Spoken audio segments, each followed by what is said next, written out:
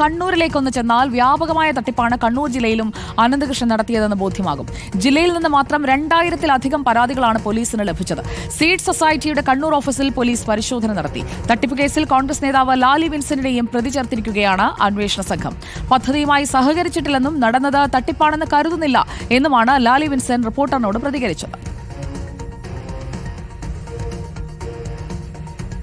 കണ്ണൂർ സിറ്റിയിൽ ഏകദേശം 700ഓളം പരാതികളാണ് നമുക്ക് ഇതുവരെ ലഭിച്ചിട്ടുള്ളത്. ലഭിച്ചിരിക്കുന്ന പരാതികളെല്ലാം കേന്ദ്രീകരിച്ചുകൊണ്ടുള്ള അന്വേഷണം പോലീസ് ആരംഭിച്ചിട്ടുണ്ട്. ഇപ്പോൾ ഈ ഒരു ഫണ്ടുമായി ബന്ധപ്പെട്ടിട്ട് ഇതിൻ്റെ അക്കൗണ്ടുമായി ബന്ധപ്പെട്ടിട്ടൊക്കെ ഡീറ്റെയിൽഡ് ആയിട്ടുള്ള അന്വേഷണം നമ്മൾ ആരംഭിച്ചിട്ടേ ഉള്ളൂ. പ്രധാനമായിട്ടും ഈ അക്കൗണ്ടുമായി ബന്ധപ്പെട്ടിട്ടും അതുപോലെ ഈ സൊസൈറ്റിയുമായി ബന്ധപ്പെട്ടും ട്രസ്റ്റ് ആക്ട് പ്രകാരം രൂപീകരിച്ചിരിക്കുന്ന Sardar Patel institute of advance research and development studies, അപ്പോൾ അതുമായി ബന്ധപ്പെട്ടിട്ട് അതിൻ്റെ മെമ്പർമാരായിരിക്കുന്ന അതിൻ്റെ ബോർഡ് ഓഫ് ഡയറക്ടേഴ്സ്, ഇതുമായി ബന്ധപ്പെട്ടിട്ടൊക്കെ ഇതിൻ്റെ ഫിനാൻഷ്യൽ ഫണ്ട് ട്രാൻസാക്ഷൻസ് ഒക്കെ പോലീസ് വിശദമായിട്ട് പരിശോധിക്കും. അപ്പോൾ നമ്മൾ പ്രൊമോട്ടർമാരായിട്ടുള്ള ആൾക്കാരുടെയും അക്കൗണ്ട് ട്രാൻസാക്ഷനൊക്കെ കുറച്ചൊക്കെ പരിശോധിച്ചിട്ടുണ്ട്. അതിൽ കുറേ പേര് ഈ രീതിയിൽ വാഹനത്തിന് വേണ്ടിയിട്ട് പൈസ അടച്ച ആൾക്കാർ തന്നെയാണ്. അതിൽ പ്രൊമോട്ടർമാർ. അർജുൻ കല്യാൺ നമുക്കൊപ്പം ചേരുന്നു. അർജുൻ കല്യാൺ, നേരത്തെ ലാലി വിൻസെന്റിന്റെ പ്രതികരണം നമ്മൾ തത്സമയം പ്രേക്ഷകരിലേക്ക് എത്തിച്ചതാണ്. മാത്രമല്ല, അനന്തകൃഷ്ണൻ എന്ന വ്യക്തിക്ക് കൂടുതൽ വിശ്വാസ്യത തോന്നിപ്പിക്കുന്നതിനായി പലരെയും മറയാക്കിയിട്ടുണ്ട്. ആ രീതിയിൽ തട്ടിപ്പിനിരയായവരാണോ കണ്ണൂർ ജില്ലയിൽ ഏറിയ പങ്കും? ഇപ്പോൾ വരുന്ന പരാതികളുടെ ഒരു പൊതു സ്വഭാവം എന്താണ് അർജുൻ?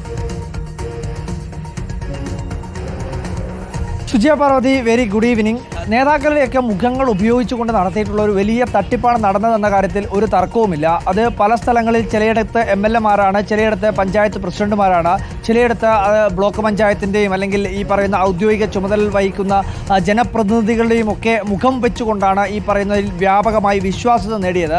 അതിനുശേഷമാണ് ഇത്തരത്തിൽ ഈ പകുതി വിലയ്ക്ക് ഇരുചക്ര വാഹനങ്ങൾ, ഗൃഹോപകരണങ്ങൾ, അതിനു പുറമെ മറ്റ് ചില സാധനങ്ങൾ, കിറ്റുകൾ, ഓണത്തിനും അതുപോലെ തന്നെ ന്യൂ ഇയറിനുമൊക്കെ ചില കിറ്റുകളൊക്കെ നൽകിയത്. അതൊക്കെ പകുതി വിലക്ക് നൽകുന്നു എന്ന് പറഞ്ഞുകൊണ്ടാണ് ഇത്തരത്തിലുള്ള തട്ടിപ്പ് നടന്നിട്ടുള്ളത്. പക്ഷേ ആദ്യഘട്ടത്തിൽ ഈ ചില ഗൃഹോപകരണങ്ങളായിക്കോട്ടെ, മറ്റ് ചെറിയ ഈ കിറ്റുകളൊക്കെ പകുതി വിലക്ക് നൽകുകയും ചെയ്തു. അങ്ങനെയാണ് ഇതിനകത്ത് കൂടുതലൊരു വിശ്വാസ്യത ഉണ്ടാക്കിയത്. അതിനുശേഷമാണ് ഇത് വ്യാപകമായ രീതിയിലുള്ള ഈ മോട്ടോർ ഇരുചക്ര വാഹനത്തിന് വേണ്ടിയിട്ടുള്ള ഒരു പണം ഇവർ സ്വരൂപിച്ചിട്ടുള്ളത്.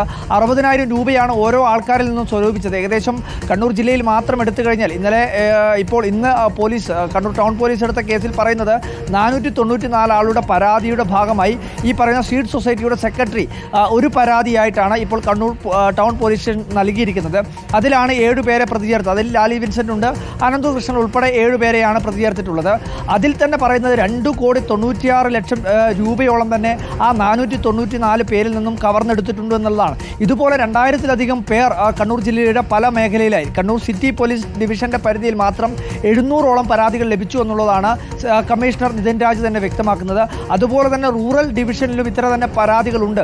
അങ്ങനെ കണ്ണൂർ ജില്ലയെ ആകെ എടുത്തു കഴിഞ്ഞാൽ 2000-ഓളം പരാതികൾ. അതിൽ ഏറ്റവും സങ്കടകരമായിട്ടുള്ള കാര്യം, അല്ലെങ്കിൽ ഏറ്റവും ദുഃഖം തോന്നുന്ന ഒരു കാര്യം, ഓരോ അമ്മമാരും വന്ന് നമ്മളോട് ഇന്നടക്കം നമ്മുടെ തൊട്ട് മുന്നേ പ്ലേ ചെയ്തിട്ടുള്ള ബൈറ്റിൽ ഉൾപ്പെടെ പറയുന്നുണ്ട്, മക്കൾക്ക് വേണ്ടി സ്വരൂപിച്ചിട്ടുള്ള പണമാണ്, അല്ലെങ്കിൽ ഓരോ ദിവസവും ജോലി ചെയ്ത് തൊഴിലുറപ്പിൻ്റെതായിക്കോട്ടെ അല്ലെങ്കിൽ അത്തരത്തിലുള്ള ജോലി ചെയ്ത് ലഭിച്ചിട്ടുള്ള പണമാണ് ഇത്തരത്തിൽ ഇങ്ങനൊരു സംവിധാനത്തിൻ്റെ ഭാഗമായി നൽകിയിട്ടുള്ളത്.